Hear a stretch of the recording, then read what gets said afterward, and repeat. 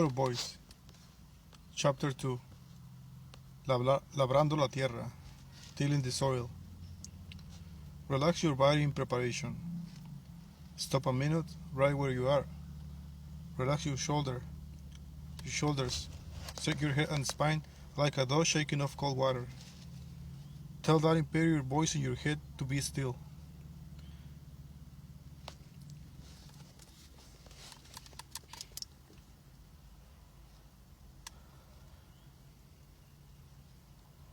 My mind will not be still.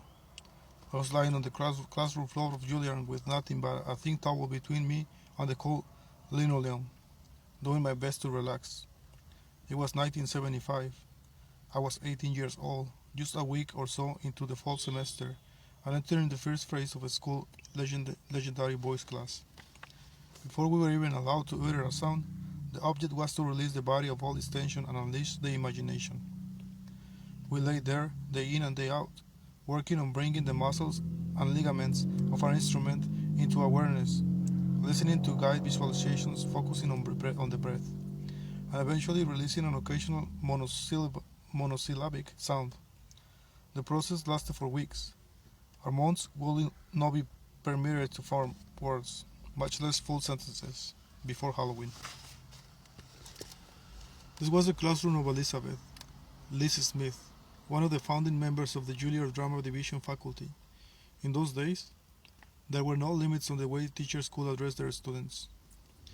The teaching model then, whether in the arts or for professions like medicine and law, was about breaking you down to build you back up.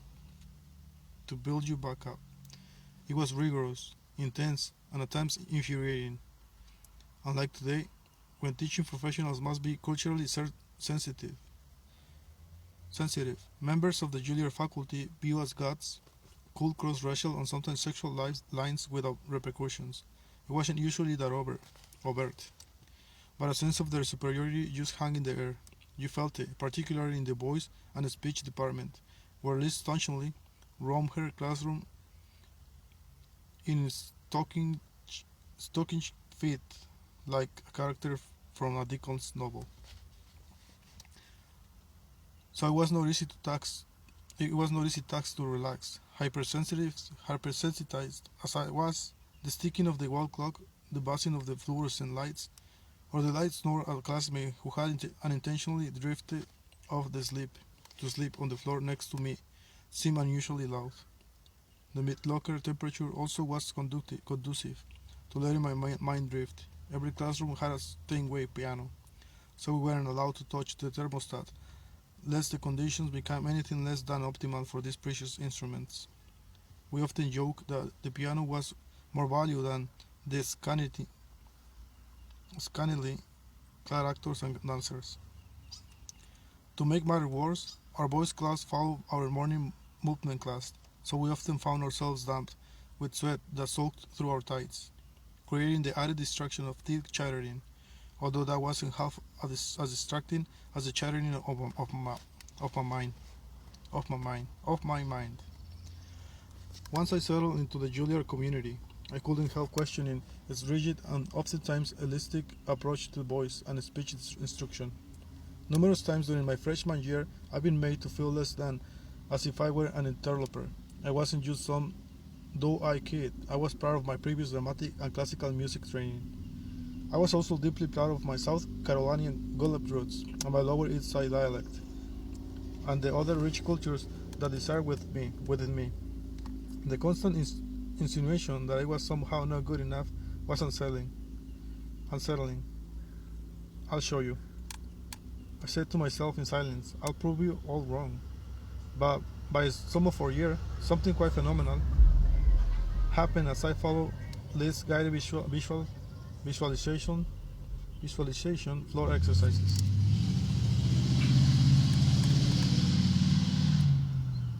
Imagine that you are on the side of a beautiful, cool green mountain on a sunny spring day. Imagine the sounds and colors, a light breeze, and the warmth of the sun. Feel the rays of sunlight on each isolated portion of your body. Starting from your head to the tips of your toes, feel the wonderful rays of heat melt away tension.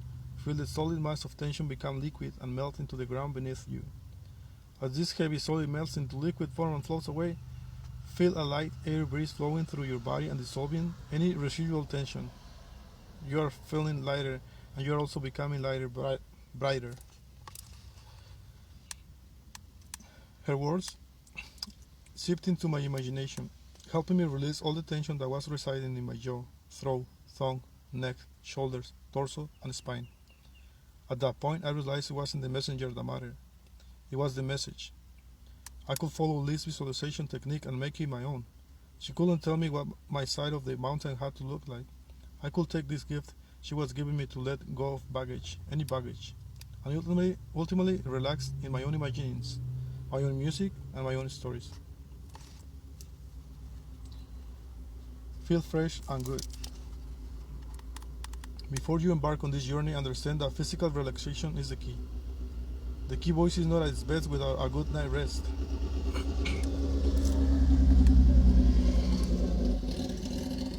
Vocal training tends to produce better results in the morning when the cells have renewed after plenty of REM sleep.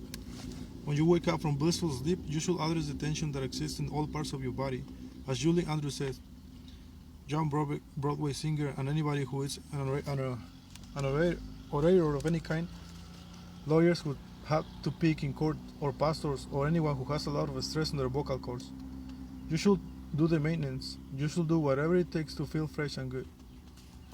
Now, I'm not proposing that you lie on the floor for months, but the old school method of teaching boys got some things right. You don't need to till the soil before putting seeds in the ground. On a string instrument, the tighter the string, the higher the pitch. Similarly, when we relax the instrument, our bodies we sound less tense, more soothing and inviting. Filmmakers know the importance of music score for eliciting the desired emotional effect on an audience. There is nothing more nail-biting than the sound of high-pitched violins on the soundtrack of a horror movie. Anyone who has ever watched the shower scene in Psycho knows the knife slashing is coming. It is an ingenious use of tension, but when it comes to your speaking voice, a high-pitched, tense instrument can have a repelling effect on the listener. Little Mama Bear. Not only does tension impact the quality of your communication, but it can also do physical damage. Several years ago, I taught voice to a 7-year-old girl, Lauren, who was the daughter of an NBA player. Kids can be cruel. The poor girl was being teased on the school playground because other children thought she sounded like a boy. Normally, I would refer something with an issue like this to an ear, nose, and throat specialist, but I knew the family well, so I agreed to go over and do a deeper assessment of the situation. Immediately, I realized that this young lady, the oldest of 5 children, was taking on the role of second mother to her siblings. Her mom was laid back and soft-spoken, so I guess Lauren felt she had to step in as the disciplinarian, as if the prerogative of big sisters everywhere.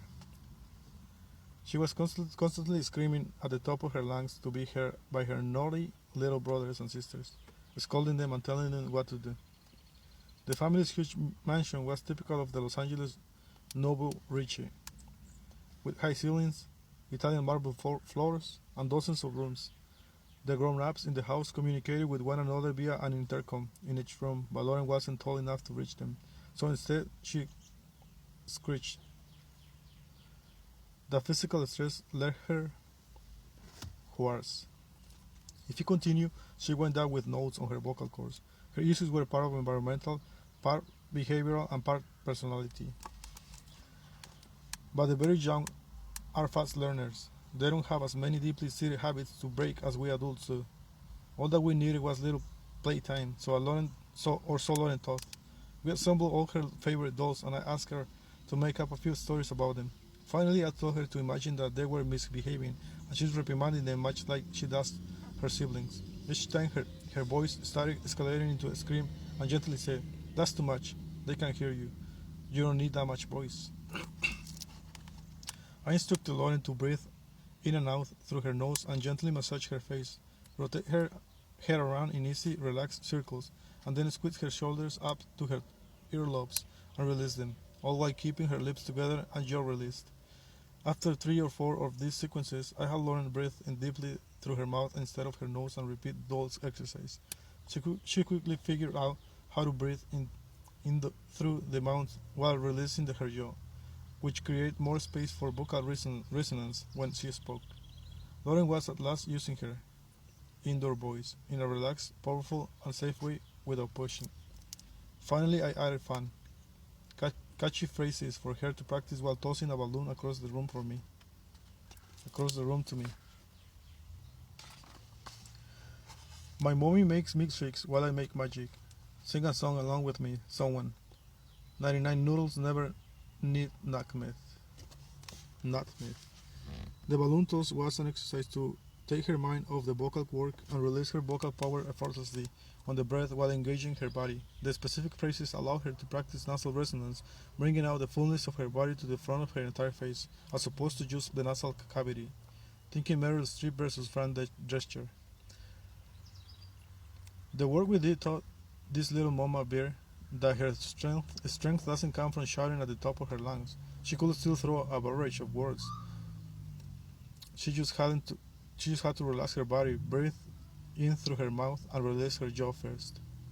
Lauren learned that her little brothers and sisters could know she meant business without screaming herself hoarse. A well-placed stern look or a pregnant pause could also suffice, and her siblings were in on it. They had permission to calm her down and remind her to not to scream.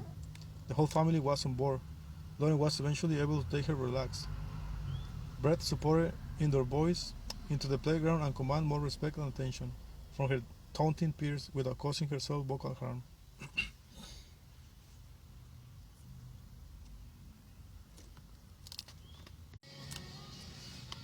Backing bad habits.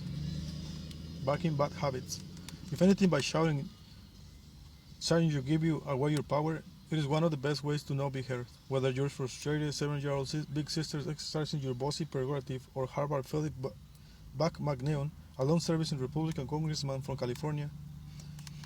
I first met Buck in the early 2000s when I was on the faculty of California Institute of the Arts. We were introduced by the school's president, Steve Levine, who happened to be an old friend of his. Buck had lost his voice. While Buck was paying a visit to the school, Seven asked him what happened. In answer, Buck scribbled on a legal path that every time he came back from serving on the floor of Congress in Washington, D.C., it would take him 2 days to get his voice back. The distinguished congressman, who went on to become chairman of the House Armed Services Committee, was a screamer. Now it probably goes without saying that I am a lifelong Democrat, but that sweet man, with his broad smile, ruddy cheeks, and a affable manner, had me at hello. The former Western-style clothing retailer and Mormon missionary had an outside personality and a passion for his causes that was infectious, but physical tension was sapping his vocal power, and whatever he was doing on the floor of Congress did not match his authentic self. Buck wasn't hoarse by the time we sat down together. He'd had enough time to recover, but from the way he was speaking, I instantly recognized that the root cause of his vocal distress. His jaw and tongue were so tense that he was creating enough space in his mouth for his voice to be released. You can have all the breath you need, but if your jaw is closed and your tongue has cradled up to the roof of your mouth, it creates an obstruction to open space in the back of your throat. All that breath is for naught. It is like trying to squeeze air through a small funnel. When people don't have a release jaw and power of the breath, they tend to overcompensate by muscling and pushing down on their larynx, which can potentially cause callus-like nodules on the vocal folds. That's what causes the shrill sound. Fortunately, in Buck's case, it hadn't gone that far. I had him massage his open jaw with his thumb and forefinger. Then we practiced saying caw, caw, caw, and gaw, gaw, ga, ga. These sounds engage the back of the tongue with the hard palate. Releasing them helps gently relax the back of the tongue and create maximum space in the back of the mouth.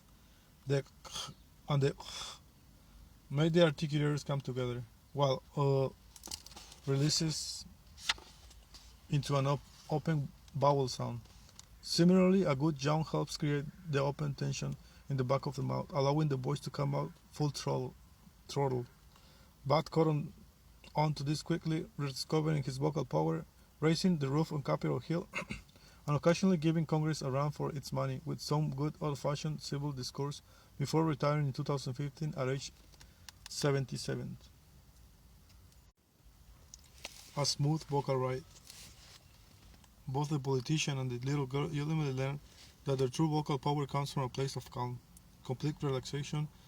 If that feeling you get just before drifting off to sleep, that sense of peace as you stretch out and breathe on the floor at the end of a yoga class, or that refreshed outlook from a day of pampering at the spa, it's about letting go of a distraction and being present in the moment. But relaxed energy in a vocal context is something quite specific, as is the means of getting there. To obtain a release and free voice, you must start with deep diaphragmatic breathing. Imagine low revving car in its neutral gear, malleable and available for navigation at a moment's notice. If your voice is your tire and breath is the wheel, relaxation is where the rubber meets the road. It is what gives you the nice, smooth ride. By failure to reach that state could land you in a vocal ditch.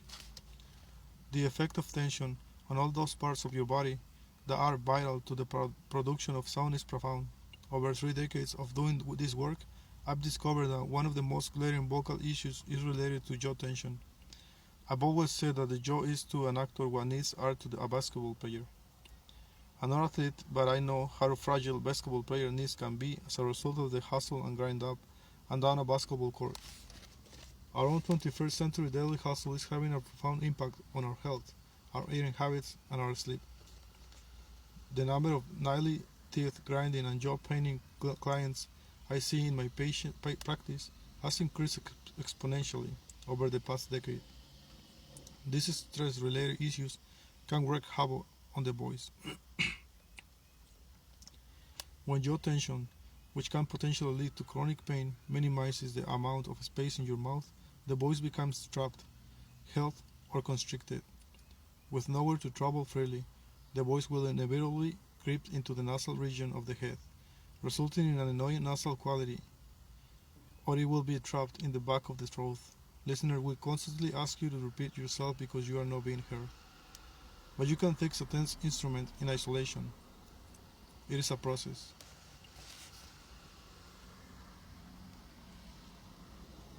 Human ball of stress. Let's begin. Start with your posture. How are you sitting right now? Are you slouched? With your shoulders rounded? Adjust your spine, lengthening your torso. Just imagine you are being pulled by a string from the top of your head. Make sure that your chin is not just jutting forward or tucking. Now imagine that you are being pulled by a string from both sides of the point where your upper arms meet your shoulders. This gentle imaginary pull will allow your chest to widen without forcing or producing or protruding it. You are now creating maximum space for your torso and back of your lungs function. You are also creating space for the voice to resonate in the chest cavity with relative ease. This spine adjustment can have an additional beneficial effect on your head, neck, shoulders, and jaw, like dominoes. The goal is to create maximum space between each vertebra to the spine, space between the tip of the upper spine and the base of the skull, and finally space in the jaw and the back of the throat. When you compromise this small but precious real estate, the negative vocal impact can be huge. Take for example that minute by highly influential space between the tip of your upper spine and the base of your skull. 1. See in your mind's eye. Place your fingers at the base of your skulls and gently massage that spot. The space I'm referring to is about the distance of your 4 fingers stacked one on top of the other. 2. Now imagine that you are able to insert a golf ball in that 4-finger space. That simple golf ball image will help create a cavernous space in the back of your throat, allowing for much unobstructed release of voice. 3. If you add up If you add to that image the simple act of blowing out through the lips, this will raise the soft palate in the back of the throat and naturally create more space with hyperextending. I'm not talking about blowing out through the lips as if you are extinguishing candles on a birthday cake. I mean a more vigorous but relaxed flattering of the lips. You may also add gentle sounds. The common thread through all the exercises in these chapters is the total release of unnecessary tension. But not everyone is capable of melting into relaxed mode. In fact, relax is a word that, when delivered as an imperative, can have exactly the opposite effect. For anyone who is tense, wound up, frustrated, or in a state of panic, being told to calm down puts their teeth on edge. No one wants to be commanded to do something that feels physiological impossible when they're facing a deadline, dealing with a toddler meltdown, or stuck in rush hour traffic. You know your rapid heart rate and rising blood pressure aren't good for you. Damn it. You'll do something about it if you only could. But relaxation is just one more thing on your overwhelming to-do list. Take it from me, a woman who has spent hours stuck in LA traffic. Learning how to relax your body and mind is a challenge. Letting go of thousands of life stressors, large and small, that have accumulated in our bodies, tightening our muscles and clenching our jaws as we cycle in and out of fight or flight mode. It is not like flicking a switch. These days especially, we're expected to be on for our employers and clients 24/7, reacting like Pavlov's dog to every instant message ping on our iPhones.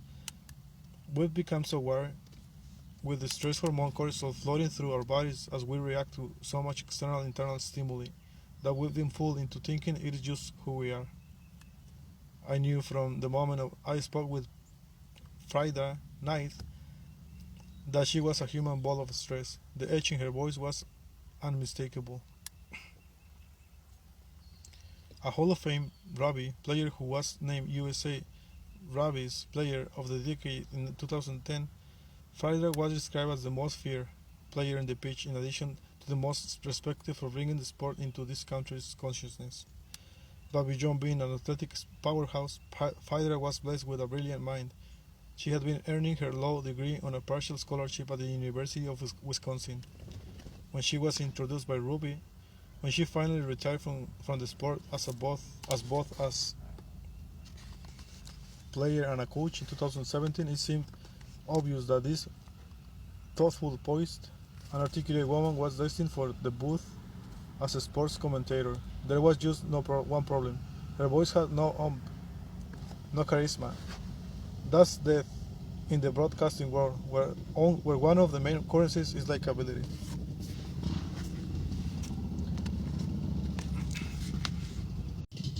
TV journalism had been a lifelong dream of Frida's. She's majored in speech communication and political science as an undergraduate.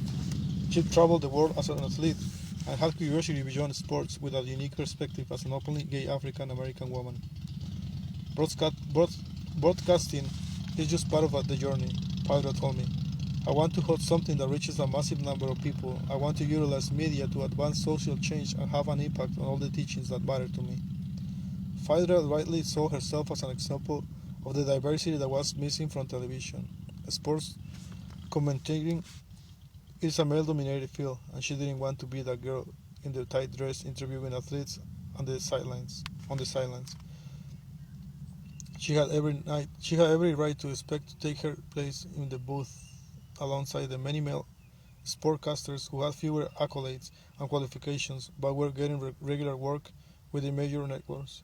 Yet no matter how hard she worked, Phaedra was getting only occasional work with NBS Sports, ESPN, and Sportsnet New York.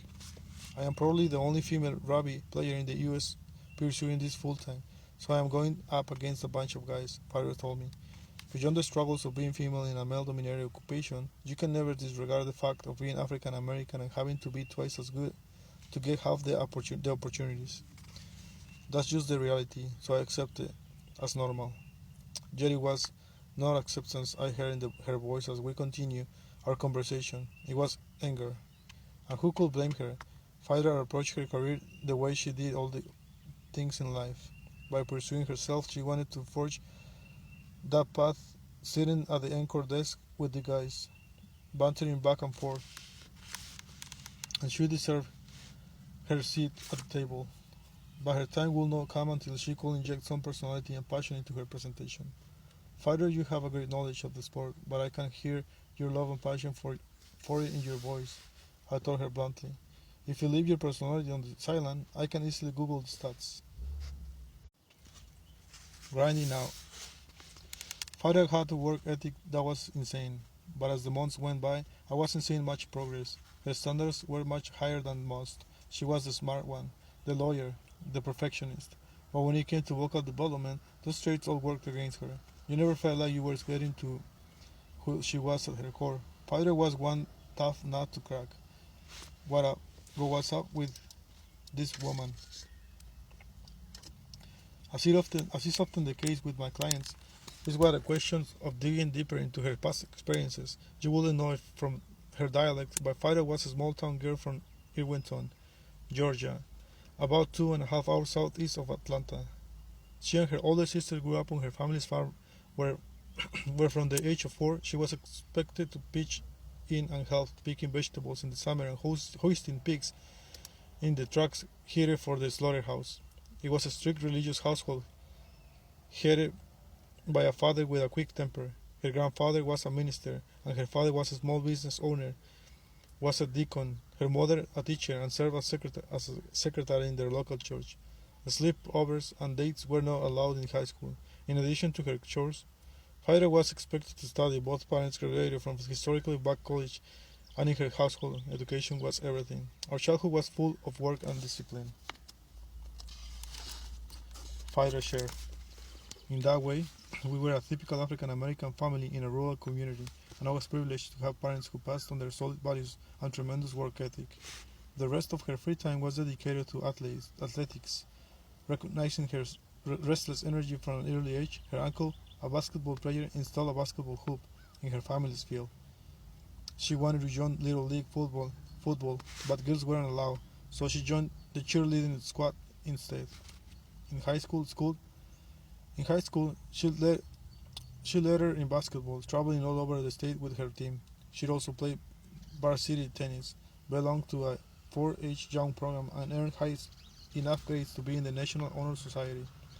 From an early age, Faria felt that her Irwinton Southern role might hold her back, so she used every opportunity to speak with people from other regions, including a cousin from Maryland. He used to spend summers down on the farm with their grandparents. She involved herself in local public speaking engagement to become the best communicator she could. I was wired a bit different because I paid attention to how other people spoke and could switch it up like hats. Holding back. Amid all the bustle, Fido buried her true self. She didn't even realize she was gay as a child, nor did it matter because she was too busy just by being Hydra. By the time she did recognize her sexuality, the idea of coming out was unthinkable, especially in the strict religious African American household where her father was a deacon. Gradually, as Farida began to trust me more, we talked about how that suppression could have impacted her vocally. There had been a tightness to her voice that happens when you're holding a big piece of yourself back on your audience. Farida, now 45, came out to her parents when she was in her mid-30s, and it was messy. Her dad was fired up, and as her mother looked on passively, the conversation unraveled all kinds of other issues we had growing up. Her parents have since reached a state of acceptance, embracing Fider's wife and even staying with the couple in their New York apartment. Although Fider is aware that there is still a struggle to reconcile her sexuality with their faith. Therapy, patience, and love had healed her relationship to her parents, but Fider's voice was still held and constricted in the back of her throat. True to her character, she worked hard on the breathing and vocal exercises. I begged her to help release her voice, practicing relentlessly until the techniques I taught her became second nature. Before long, Fider's few vocal tics had much improved, but the heart and soul in her voice, the ability to connect with the listener, had yet to show up. It was completely confounding. Then, about a year into our work together, Fider blew me away. We were chatting about nothing when I suddenly noticed she was completely in the pocket. She showed up. She was joking and laughing. You could hear the energy and joy in her voice. It was as if she was a completely different woman from the tense up, slightly bitter person who first appeared on my Skype screen. If we had been meeting face to face, I had given her a high five, because that was the fighter we wanted to see at the anchor desk. Fighter girl, what happened? What have you done that's different? Because vocally this feels like a whole new you, and I'm loving it. She finally shared that since 6th grade she had suffered from a hormonal condition called premenstrual dysphoric disorder, or PMDD. This isn't like PMS, where you feel a bit cranky and crave chocolate a few days before your period. PMDD, which affects from 2 to 10% of women of reproductive age, causes severe stress and dysfunction. For 2 weeks out of the month, her estrogen level will be cut in half. Pilots will struggle with terrible mood swings. There will be moments, even on camera, when she felt enraged. That rage will then morph into depression, and all she wanted to do was crawl into a hole and be by herself. Not enough is known about the condition of how best to treat it. Some teachers believe it can be triggered or exacerbated by trauma. The current wisdom identifies one possibility of drug treatment using serotonin, the happy chemical in our bodies that contributes to a sense of well-being. Other treatments involve lifestyle and nutrition changes as well as vitamins.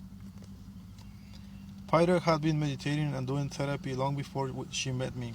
Her body was her temple, and her eating habits were impeccable. She was doing everything that she was supposed to do, but it wasn't until she started working with a nutritionist specializing in women's health, trying out different diets and supplements, that she had her breakthrough. It was a combination of many things that allowed Fire to bring her whole self into her voice. The supplements, the self-care, the vocal practices, all these actions led to this moment.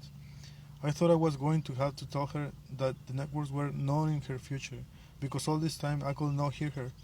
But listening to her now, it felt as though I was finally getting to the core of who she was.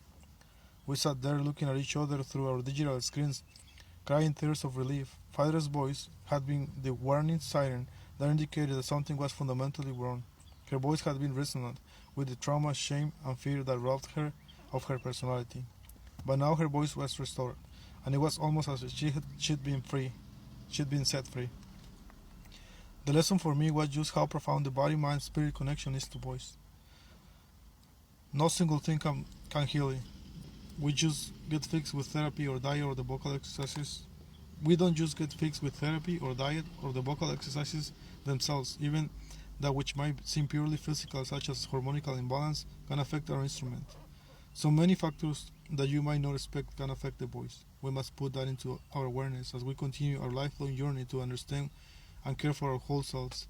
Learn to relax and till the soil. In 1992, when I became the first African woman to join the drama division faculty of Juilliard, I brought this awareness to a generation of students in my own voice and speech class. Yes, we still did the floor exercises. Certain foundational tools are time-tested in their effectiveness, and my first teachers certainly knew their business, but everyone's vocal journey is unique and deserves some costume tail-roaring. I like to think I brought to class a compassion for my students and a desire to know and develop them as individuals. These kids used to come to me and ask, "Why are the other teachers so mean?" The day they stop being on your ass is the day you worry, I told them, explaining that the other faculty members were coming from a place of tough love. My classroom was the safe space where they could be and heard as themselves, where they could relax and breathe. I've created the same type of sanctuary in my West Hollywood studio today, and you can create a similar place as you practice your vocabulary exercises in your car, at home, or with the Starbucks barista. Speak it. Relaxation is the foundation for deep breath, diaphragmatic breathing. To achieve maximum results, commit to doing this exercise first thing every morning. It takes 3 to 5 minutes to complete. The simple steps will create a more relaxed, available body from head to toe on which to build the principles of breath, voice, and articulation. Lie on the floor flat on your back, with the back of your head propped easily on 1.5 inch thick book and with your legs lifted and resting on the seat of an armless chair. Make sure that the small of your back is connected to the floor and that the weight of your legs is being completely supported by the chair. Now adjust your head on the book to ensure maximum distance between your earlobes and shoulders. Feel long through the neck and spine and wide across the chest. Breathe gently and slowly through the nose. While breathing, bring attention to each part of your body from the crown of your head to toe tips to the tip of your toes. Become aware of where tension is being held in your body. If it is your head, rotate it gently from side to side, or your shoulders, wiggle them gently to initiate the release of tension. With your awareness on each body part, gently rotate, wiggle, or shake free from the stress and tension that is being retained in your muscles and limbs. Be very through. There is no rush. Once you've finished, remain still and quiet, giving yourself permission to just be. Feel the weight of gravity connecting your head, jaw, neck, shoulders, arms, torso, back, and hips to the floor. Feel a similar connection to the thighs, knees, calves, ankles, and feet to the chair. Keep breathing deeply and effortlessly. Give yourself permission to do absolutely nothing. This moment of silence is golden. Gently float your fingers to your head and begin to massage your face, sinuses, jaw, templates, forehead, and scalp. Breathe as you physically and psychologically let go of tension. After a minute or two, release your hands down to both sides, palms facing down, and enjoy the peace and quiet of your mind.